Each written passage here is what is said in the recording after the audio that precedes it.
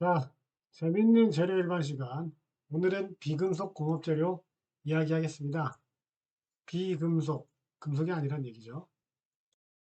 여러 차례 강조한 것처럼 그만큼 금속이 중요한 공업 재료라는 뜻인데요.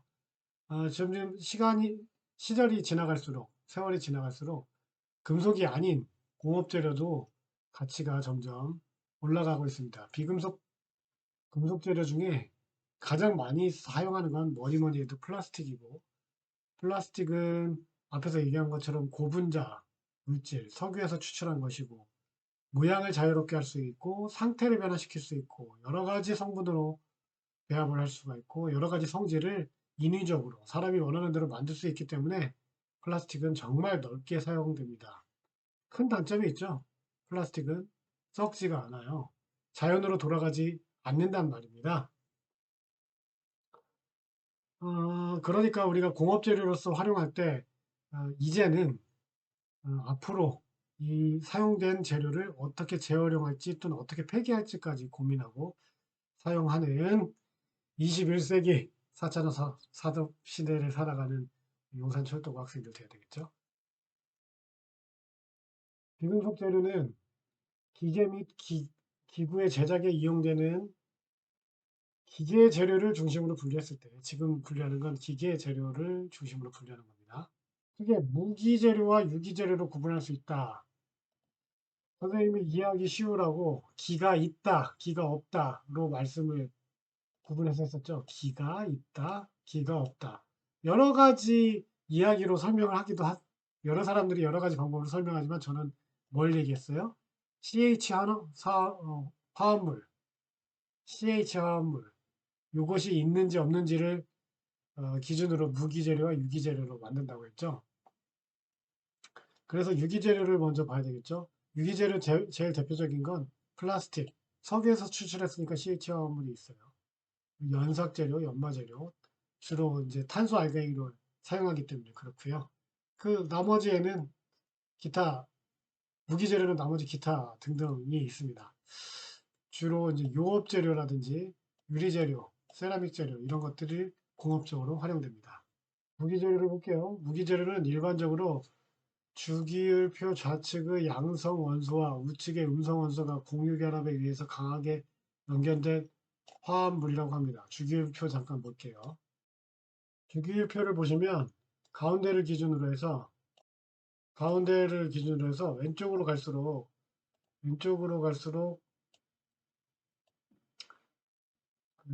플러스 그러니까 전자를 잃어버리는 성향이 강해지고요. 오른쪽으로 갈수록 전자를 획득하는 성향이 강해진다고 합니다. 그래서 제일 대표적으로 제 1번 H는 전자를 잃어버리는 성향이 강해서 이온화되면 항상 플러스라고 볼 수가 있거든요. 이거랑 Cl은 마이너스가 되기 쉬운데 Cl 마이너스로 된 거랑 이게 합쳐지면 HCl이라는 화합물이 만들어지죠.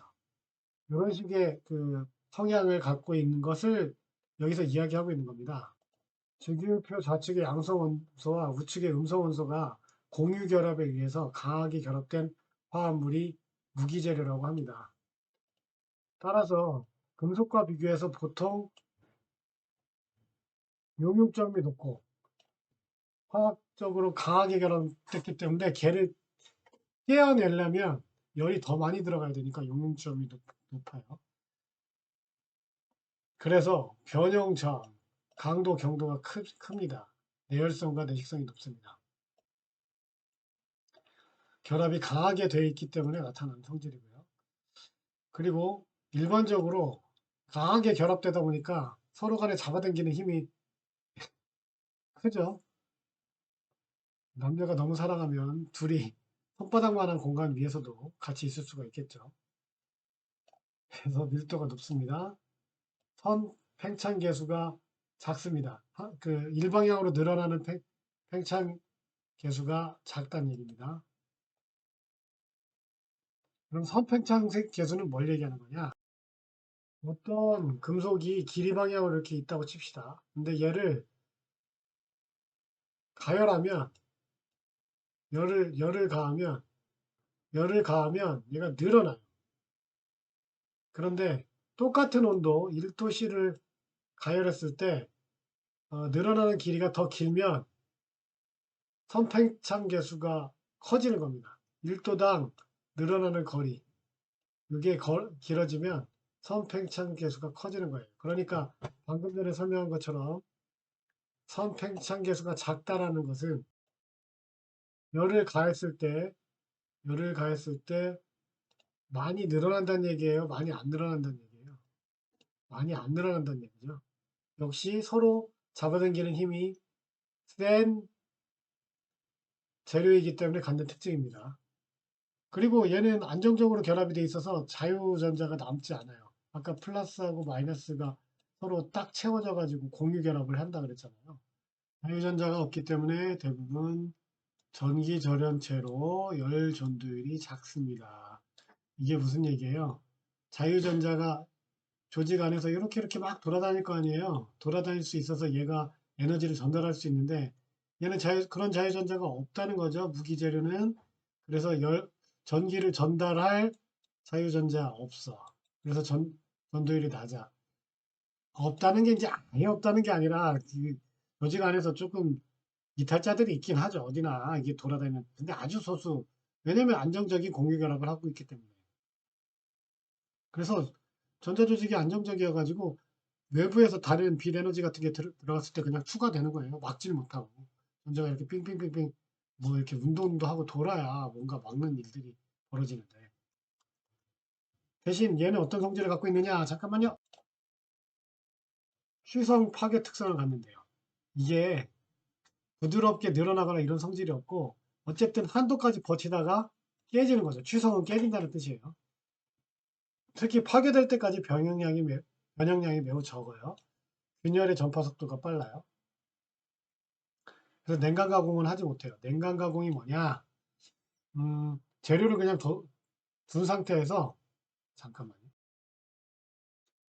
냉각 가공을 좀 볼게요. 자, 얘가 회전하면서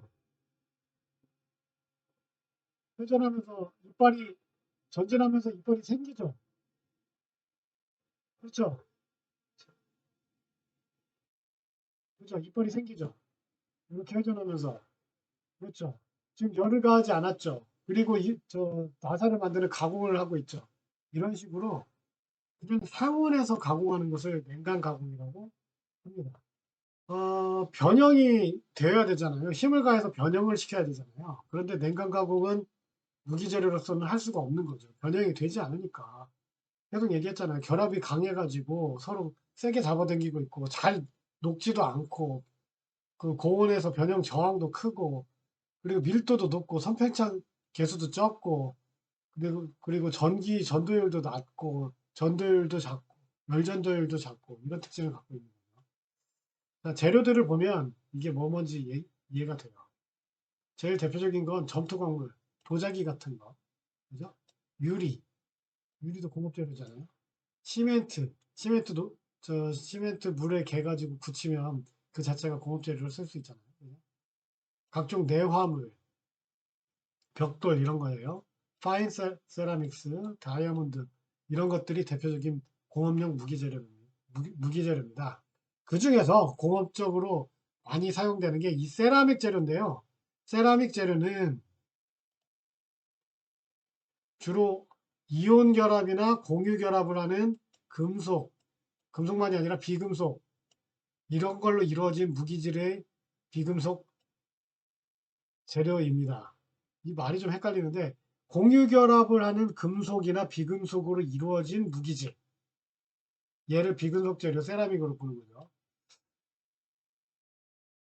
세라믹이 비금속 재료인데 금속으로 이루어져 있다고 무슨 말이냐.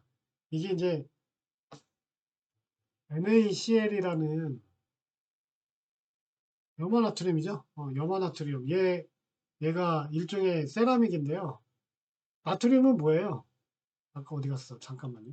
나트륨은 아까 주기율표에서 봤더니 나트륨은 금속이네요. 그죠? 금속이죠. 그리고 Cl 여기는 염소죠. 염소는 비금속 원소죠. 금속과 비금속이 합쳐져서 소금이라는 세라믹을 만드는 거죠. 소금을 이렇게 저렇게 굳혀가지고 암염 같은 그런 물론 공업적으로 사용하진 않지만 제일 대표적인 세라믹 재료니까 이렇게 설명을 하는 거예요. 이렇게 사용이 가능하죠. 세라믹의 구조는 그래서 이렇게 금속이나 비금속이 이렇게 섞여서 아무튼 이런 구조를 갖는 염화나트륨 얘가 대표적인 세라믹이다. 그래서 여기 설명한 것처럼 세라믹 재료는 주로 이온 결합이나 공유 결합을 하는 금속 또는 비금속으로 이루어진 무기질의 비금속 재료이다. 금속 재료는 순수한 금속 재료는 아니고 비금속 재료다 이거예요. 세라믹 재료의 화학 조성은 간단한 것부터 복잡한 것까지 있다. 뭐 뻔한 얘기죠. 세라믹 재료는 어떤 특징을 갖는지 잘 봐두세요. 가볍고 취성을 띱니다. 대부분 낮은 인성과 연성을 가집니다. 무기 재료니까 앞에 위에서 얘기한 것과 지금 같은 성질이죠. 그리고 전도전자가 없기 때문에 전기와 열에 좋은 절연체는 전기를 전하고 열을 전하는 것을 잘라준다, 못 전하게 한다 이런 얘기예요. 강한 결합을 갖고 있어서 안정성이 높은데 그래서 높은 용융점을 갖고 있고 아까 여기에서 얘기한 거랑 또 상응되죠. 다양한 환경에서 화학적으로 안정성을 지니므로 여러분들 생각해 보세요. 화학 약품의 그릇 뭘로 만들겠어요? 세라믹으로 만들어야 되지 않겠어요? 그 외의 것으로 만들기가 좀 적절하지 않아요. 그죠? 이런 성질에 부합하는 여러 기계 요소의 사용이 가능합니다. 그래서 화학 약품을 담는 탱크로는 이런 금속보다는 아, 물론 금속에다가 코팅을 해서 쓰기도 하지만 이런 용업 재료를 사용하는 것이 더 적합하지 않나 싶습니다. 자, 이제 유기재료를 봅시다. 유기재료는 고분자 재료 이렇게 부르기도 합니다. 유기재료 얘기하면 고분자 재료 이렇게 얘기합니다.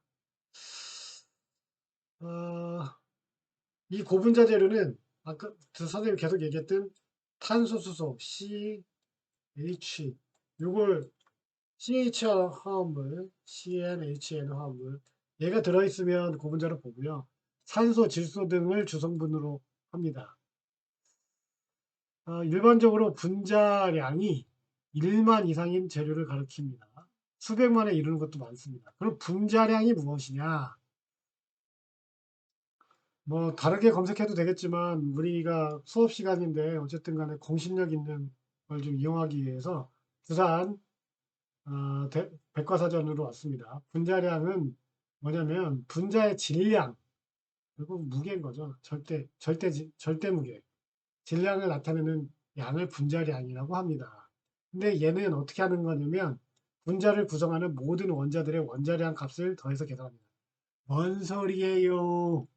그죠? 뭔 소리인지 힘들죠? 그리고 얘는 실제로 무게 단위가 이제 g이잖아요.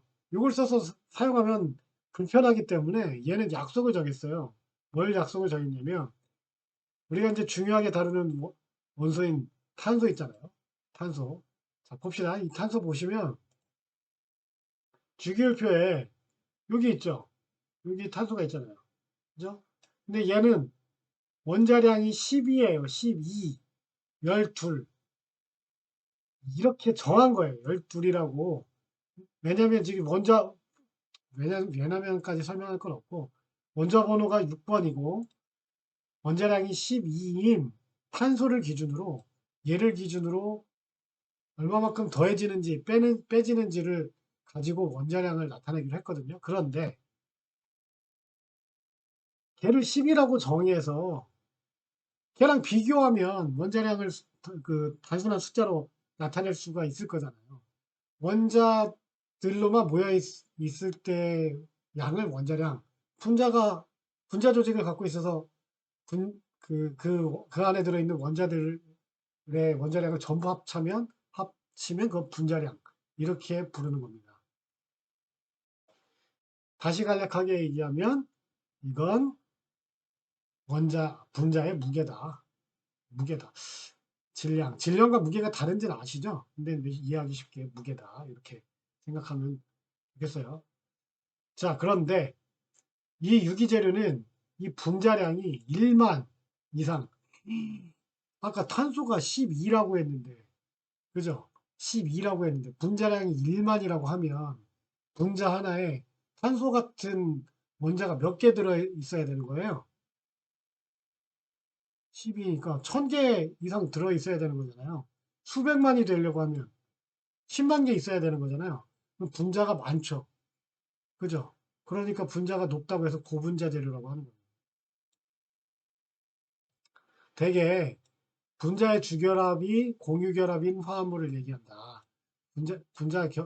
분자의 조직 자체가 공유결합으로 되어 있어야, 그냥 다시 잘 그릴게요. 분자의 결합이 계속 공유결합으로 이렇게 되어 있어야, 이게 쭉 이어져야 그렇게 뭐 10만 개까지 이어질 거 아닙니까?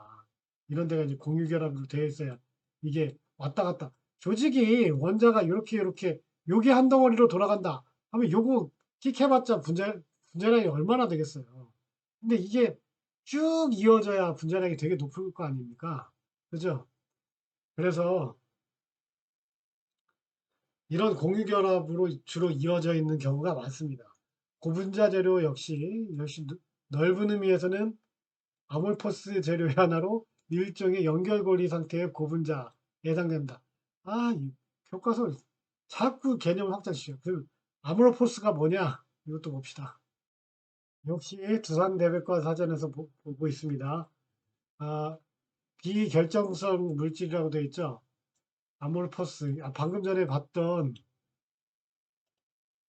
요거랑 용어가 같죠. 읽기를 그냥 아몰포스 이렇게 읽었는데, 어, 두산대백과 사전에서는 아모르퍼스 이렇게 읽어요. 우리말로 비결정성 물질. 결정이 없다는 거예요. 그렇겠죠. 특정한 결정이 딱 맺어지면 그 분자량이 그렇게 막 1만 이상 될 수가 없잖아요. 이게 조직이 계속 연결되고 어떤 결정을 갖지 못할 정도로 커야 고분자 물질이 되겠죠. 그래서 결정을 갖지 못하거나 형태가 없거나 이런 식으로 이제 부르는 거를 아모르퍼스라고 합니다. 자, 유기 고분자 재료. 아까 유기 재료는 그냥 이렇게 부른다고 했죠. 유기 고분자 재료는 이제 유기 재료랑 거의 같은 말이다. 이렇게 보시면 되겠고요. 비중이 0.5에서 2로 금속과 무기 재료에 비해서는 비중이 작다, 가볍다는 얘기예요. 그리고 대표적인 고분자 재료는 플라스틱, 고무, 섬유, 도료, 접착제 이런 것들이 있다. 플라스틱은 선생님이 아까 얘기한 것처럼 중요한 공업 재료로 이용된다. 고분자 재료는 다른 재료로부터 얻기 어려운 광범위한 성질을 갖고 있어. 이런 장점이 있어요. 그리고 가격이 저렴한 게 이게 큰 문제예요. 석, 석유를 원체 많이 쓰다 보니까 그 부산물이 플라스틱이 굉장히 저렴한데 이 부분은 좀 개선을 해야 될 것 같아요. 법으로라도 비싸게 받아야 좀 덜 쓰죠. 아무튼 저렴합니다. 여러 분야에서 중요한 공업재료로 응용되고 있습니다. 왜냐? 가볍고 어디 갔어? 기계적 성질이 좋아야 되는데 그 말이 없네. 가볍고 기계적 성질이 좋기 때문입니다. 뭐 사용할 때 소음도 적고요. 마찰 같은 거, 왜 석유제니까 얘가 열받으면 살짝 녹아가지고 윤활 성질을 좀 갖기도 하거든요. 그리고 얘는 이 자체로 그 플라스틱으로 성형한 그 자체로 사용하거든요. 생각해보세요. 장난감을 녹여서 만들었단 말입니다. 그 외에다가 무슨 코팅을 한다든지 또 다른 무슨 작업 안 해도 그냥 사용하잖아요. 얼마나 작업이 간단해요. 그러니까 가격이 좀 더 내려가겠죠. 자, 고분자 재료 중에서도 많이 사용하는 합성수지 플라스틱에 대해서 조금 더 자세히 봅시다. 합성수지는 석탄, 석유, 천연가스 등의 원료를 공업적으로 합성해서 얻은 물질로 특정 온도에서 가소성을 가지기 때문에 플라스틱서티라는 가소성, 요 용어에서 플라스틱이라는 그 재료 명칭이 온 거예요. 가소성은 뭐냐? 가하다, 소성이 가하다. 아까 소성이 뭐라 그랬어요? 상온에서 힘을 줬을 때 모양이 변하는 걸 소성이라고 했죠. 힘을 주어서 힘을 주어서 모양이 변하는 소성이 가능한 그런 물질, 그런 성질, 이걸 가소성이라고 합니다. 외력으로 형태가 변형된 물체가 외력의 제거에도 원래 형태로 돌아가지 않은 성질을 가소성이라고 얘기합니다. 합성수지는 가소성과 온도 관계에 따라서 열 경화수지와 열 가소성 수지라고 분류가 되는데, 이게 무슨 얘기냐면 수지를 하나 만들었어요. 열을 가해요. 그러면 점점 딱딱해져요. 그래서 더 이상 소성이 생기지 않는 물질을 열 경화성 수지. 한번 사용했는데 열을 다시 가하면 재사용이 가능한 열 가소성 수지. 재활용률은 열 가소성 수지가 높은데, 일반적으로 우리가 사용하는 플라스틱은 열 경화성 수지가 많습니다. 그래서 태우면 그냥 타긴 하지 흘러서 나오지 않거든요. 그래서 플라스틱 재료 중에 많이 태워요. 그 쓰레기 같은 경우에 그냥 많이 태워서 없애요. 뭐가 문제예요? 유해가스가 발생하죠. 그런 문제들이 있지만 플라스틱 재료는 열 경화성 수지를 더 많이 사용합니다.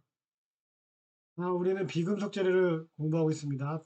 금속 재료가 아닌 비금속 재료로 또 뭐가 있냐면 연삭 재료와 연마 재료가 있습니다. 연삭이 뭐예요? 갈아서 깎는 거.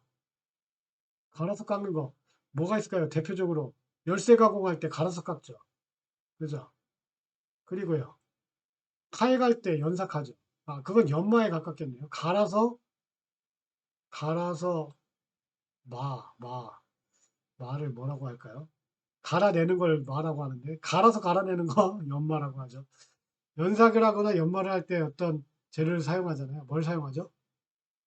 숫돌, 숫돌, 숫돌을 주로 사용하죠. 그래서 숫돌 재료는 금속이 섞여 있는 경우도 있지만 비금속 재료입니다. 이런 연마제, 연삭제는 금속 산화물이나 탄화물처럼 용융점이 높은 분말을 사용합니다. 마찰열이 있기 때문에 열을 꽤나 높게 받거든요. 용융점이 낮으면 이 형태를 유지할 수 없겠죠. 그 연삭재료와 연마재료는 천연재료도 있고요, 인조재료도 있는데요. 그 예를 보시면 천연재료는 다이아몬드, 얘로 갈면 다 갈리겠죠, 그죠? 에머리, 에머리는 생긴 걸 좀 볼까요? 이 재료의 생김새는 볼 수가 없네요. 뭐 현미경 사진이나 이런 건 있는 건 아니고요. 에머리 보드라고 제품이 하나 나와 있는 게 있어서 갖고 왔어요. 얘는 손톱 가는 건데, 손톱 가는 것도 연마잖아요, 그죠? 요렇게 요런 모양으로 만들어서 손톱을 갈게끔 해놨네요. 뭐 EVA 플라스틱이라고 써 있는데 이제 천연석이래요. 아, 네일 도구고 뭐 이런 데서 사용하는 재료를 에머리라고 합니다. 계속 볼게요. 그 다음에 가닛,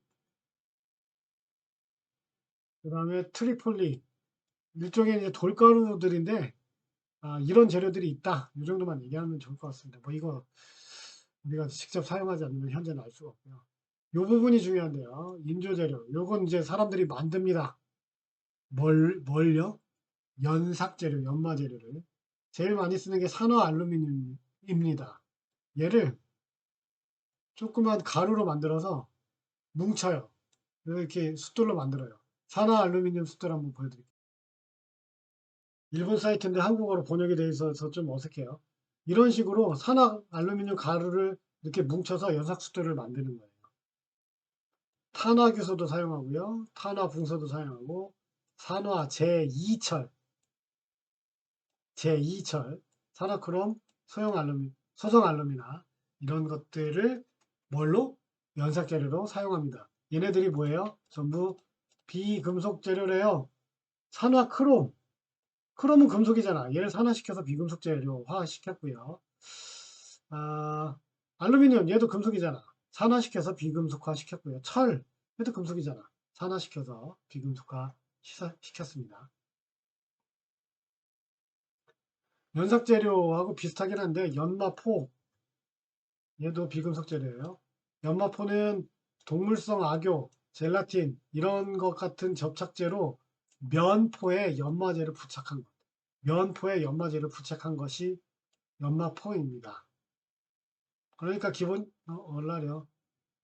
죄송해요. 기본적인 재료는 얘겠죠? 얘겠죠.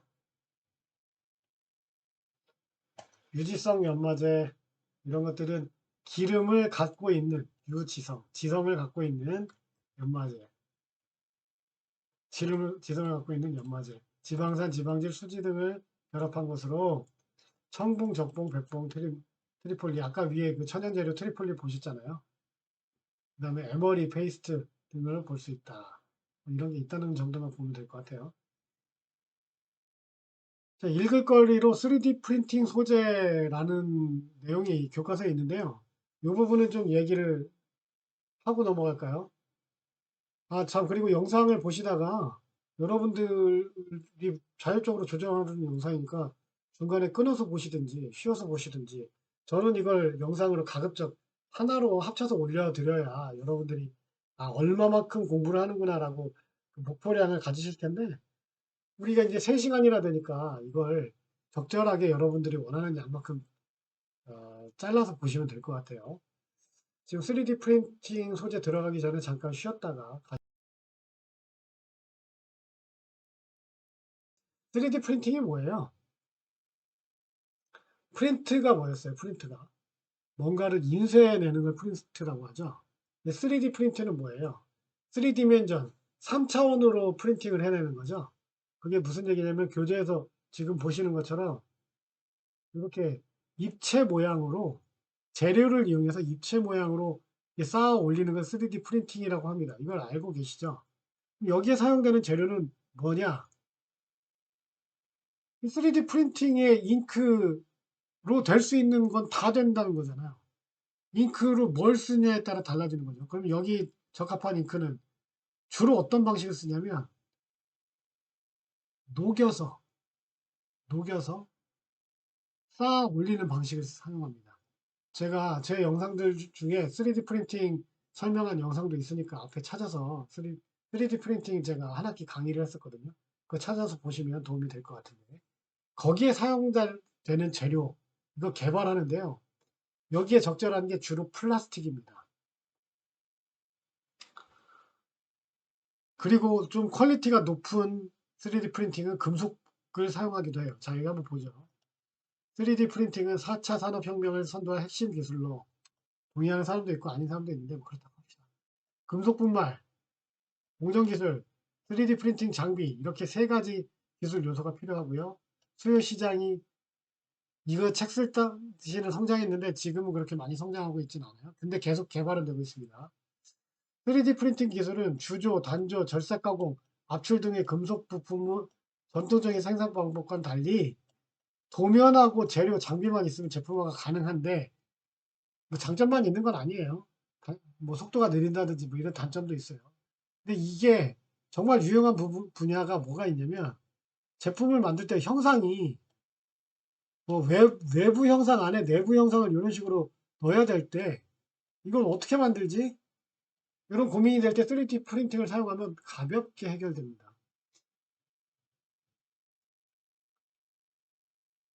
예를 들자면 계란 껍데기 안에다가 여러분들이 탁구공을 넣는다고 쳐봅시다.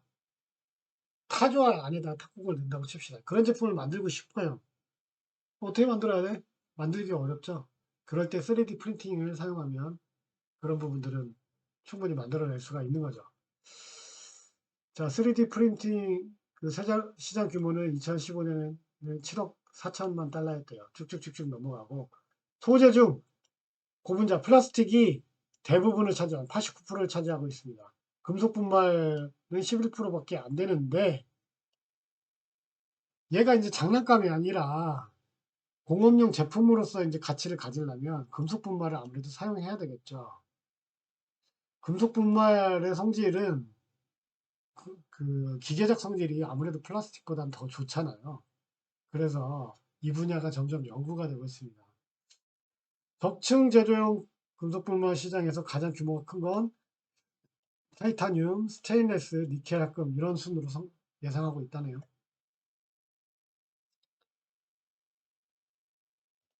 3D 프린팅으로 이런 재료들, 이런 모양들 충분히 만들 수가 있겠죠. 음식도 3D 프린팅하고 건물도 3D 프린팅을 많이 하죠. 우리나라는 건물 3D 프린팅 많이 안 하지만 3D 프린팅으로 건물을 짓는 걸 많이 연구하는 데가 예상과는 다르게 독일도 있지만 중국이 시멘트를 이렇게 적층해가지고 건물 짓는 걸 많이 연구하고 있어요. 이 영상은 우리나라 영상인데 YTN 뉴스거든요. 한번 보세요.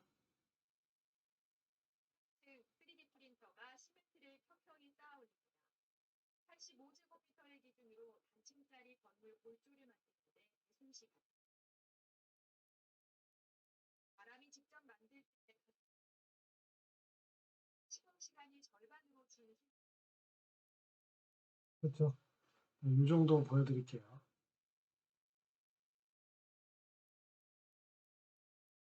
다음 시간에는 재료 시험과 검사 요거에 대해서 이야기해 볼 거예요. 이게 이제 KS에도 여기에 관련된 이야기들이 많고요.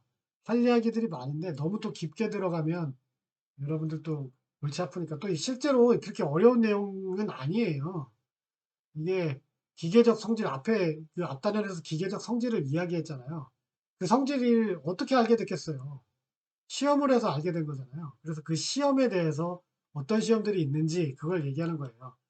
자, 우리 중간고사 범위가 여기까지고 비파계 시험법까지인데 분량은 얼마 안 되지만 할 얘기를 또 구체적으로 하자면 중요한 것도 다룰 게 많으니까 아, 오늘 1단원이 끝났고요. 자, 내일부터 이 비파계 재료 시험과 검사를 한 가지씩 이야기하도록 하겠습니다. 지금 시험까지 3주 반 정도 남았는데 3주 반 동안 여기서 다룰 내용이 보시면 기계적 시험에서는 기재 인장시험, 아이고 죄송해요. 인장시험, 인장시험을 또 1시간 정도 얘기해야 되고요. 압축시험, 부품시험, 경도시험,